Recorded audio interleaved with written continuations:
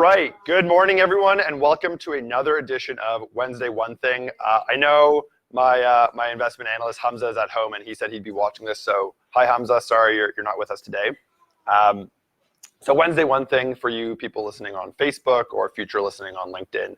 Wednesday One Thing is a really great opportunity for one person here on the Clearbanc team to really share one piece of noteworthy news that's happened in the previous week, and really just educate everyone here and everyone on the internet about the things that we're thinking about and really the ever-changing landscape of technology, e-commerce, retail, and where all these things collide.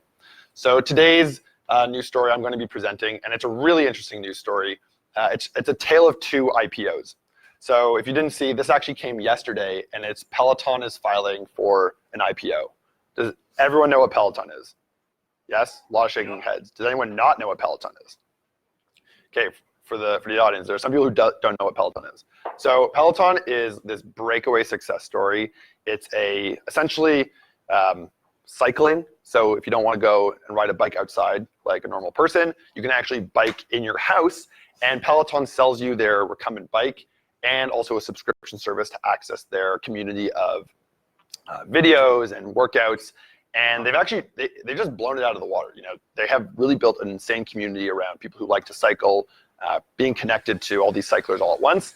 And actually, it sort of came on the heels of SoulCycle success. So I'm sure everyone also knows what SoulCycle is, but it's the fitness class where it's also just people cycling on bikes. So this is actually really exciting for us because at Clearbanc, we're obviously funding a lot of direct-to-consumer brands. And for Peloton, I just pulled some of their figures. So this year, they did $915 million in sales. Their losses were only $195 million, so they're pretty much being profitable. They're only raising $500 million, and the last time their valuation was posted was at about $4 billion USD, and that was in August. Obviously, we sort of share some of the risk factors a direct-to-consumer company might have. For them, it's really, can they sell enough bikes? Because that's really their way to get you onto their recurring revenue system. So they sell you the bike, it's really expensive, and then they sell you on the subscription, which is yearly. But overall, I mean, that's a pretty solid business. Like, they've created really a cult following of people who love Peloton. The product is sound. Now they're expanding into other channels. So they have a treadmill with the same concept. They sell you a $4,000 treadmill, and then you have access to the classes. Listen, it's not my ideal way of working out, but some people really enjoy this model. And especially if you're sort of an urbanite, you can't really get out to your gym, or that's really not how you like working out. It's an amazing, amazing business. For the listening audience, we've tried to fund Peloton, but it seems like they've probably found a little bit of cash themselves, so they probably won't be needing us for a while. But it's a really good company. So that's one of the IPOs that I wanted to talk about. The other IPO is a bit of a weirder case. I'm not going to post the article, but it's a company called WeWork. Has anyone heard of WeWork before? Has anyone worked at a WeWork before? Only 4? 5? Some more hands? Okay. WeWork is bananas. Like, if you've ever worked at a WeWork, it is the craziest thing. Like, it's filled with freelancers. It's filled with established companies. At least in Toronto, the one on Richmond that I used to work out of, they had beer on tap past 12 o'clock. Crazy company. But if you look into their IPO, it is just a wreck. It's just a completely ridiculous company. They're worth $47 billion.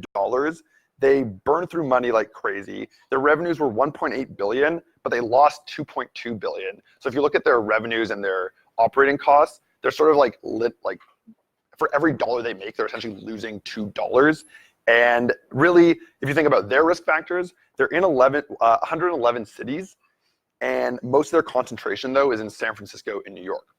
So the reason I wanted to sort of bring these two different companies together just to present to you is that one of them is a company that 100% we would be looking to invest in, and that would be a success story for us. If we could take an e-commerce company, we've worked with companies like Latote and continuously fuel their marketing spend, which is essentially what Peloton is. It's a really great marketing company. No, it's not really, you could either do Peloton or you could do SoulCycle or you could ride a bike. It really is just about how do we get people hooked on our system, and how do we continuously bring them new products and sell them on a subscription service.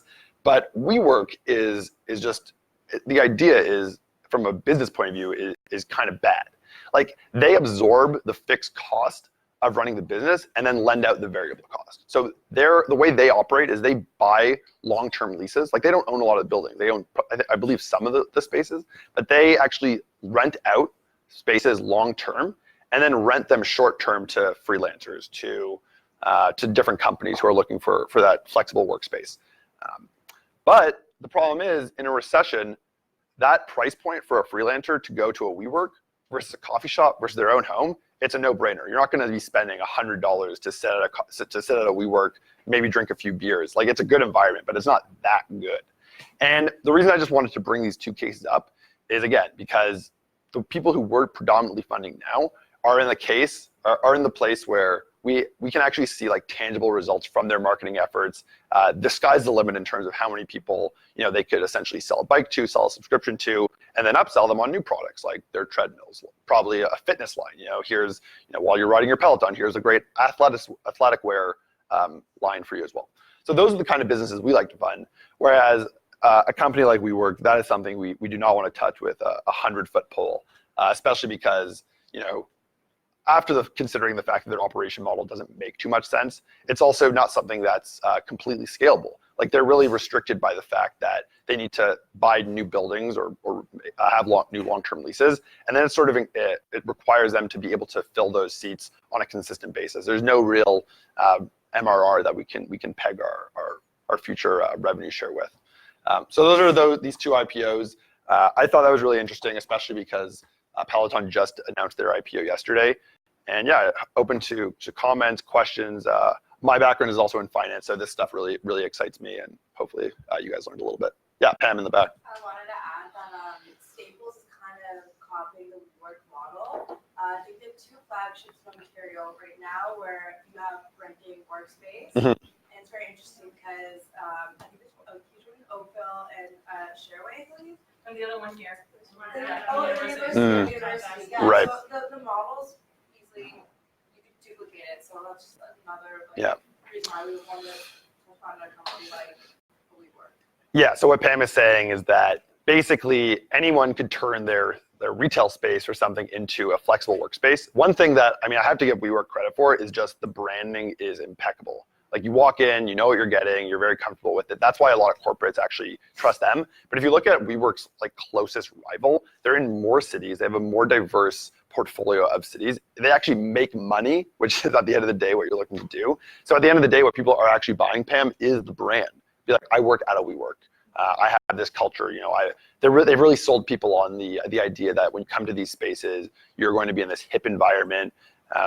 But it is in that sense, I wouldn't say it's repeatable, but you are seeing with sort of how the economy is working and how retail and brick and mortars are sort of going in sort of this different direction, that people are utilizing spaces like Staples is just to create like a business center where people could come and work.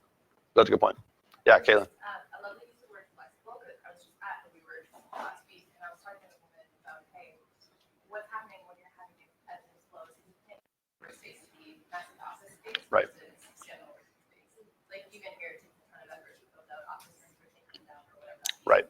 So when there is a recession, they have a lot more companies that are looking to buy a proper office for all 10 of their employees, or they're going to their lease, which is unless you're a WeWork, that's great, but as it ebbs and flows, it's very hard to have like office space and then just free workspace. Yeah. So they're investing a lot of time, money, and energy into things that can be flexible and ways that they can make it like giant offices one day and then just like couches where you can the next day. Yeah. Really interesting. Yeah, and actually, so before this role, I worked at Techstars, and we were in the WeWork, and one of the companies that was in the Techstars Accelerator was called Upsuite. Shout out to Upsuite if you guys are watching this, by the way. And what Upsuite does is they connect corporate teams to co-working spaces.